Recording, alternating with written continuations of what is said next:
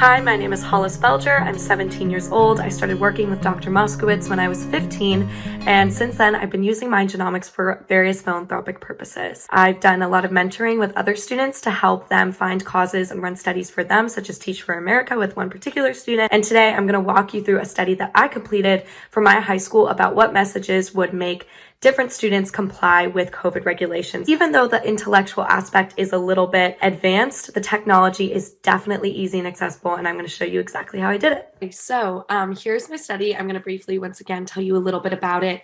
But my goal here was really to investigate how to best communicate with students for optimal compliance with returning to in-person learning based on COVID-related protocols.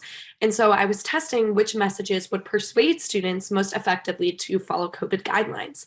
And the many messages would be placed on posters around the school or in emails from the administrators and advertised throughout the school. So at the beginning of each study, the researcher is asked 4 questions, which are basically categories of messages that are going to be tested.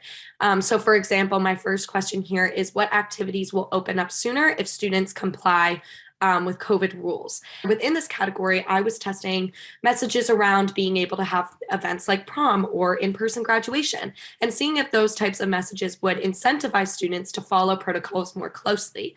And then on this next screen, you can see the variety of messages within that category that I just described, such as we will be able to have competitive sports sooner, we'll be able to do performing arts, things like that, which allowed me to see if any of these specific events were especially motivating for students to follow COVID protocol. And I'm just going to keep going through these, but I do 4 messages for all of the other 3 categories. Next is just like a classification question. This one was very applicable to this particular study. It was just, what is your experience with COVID-19? There's an open-ended question. This was about distance learning, which is what we were previously doing.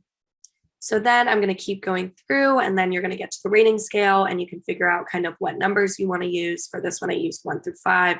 Will I be motivated or will I not be motivated to follow COVID safety? And then I'm going to briefly say why I've created the study, and I'm also going to add some keywords. So then once I come up with the respondents, I used a lower age group, more teenagers for this particular study because that's the group that I was trying to target. But after I choose my respondents, I'm going to open the study and I'm going to see what happens. And then within less than 24 hours, I am going to get a spreadsheet just like this one of all of the results. It's super easy, takes a very little time, and I'm going to be able to see what messages are going to apply to different types of people. And so the green boxes, as you can see, are statistically significant messages that are going to actually make a difference in how people respond to COVID guidelines. So I'm able to see that mindset 2 of 3, because I'm using 3 different mindsets. This one for like mindset 2 maybe is more going to pay more attention to what activities are going to open up sooner.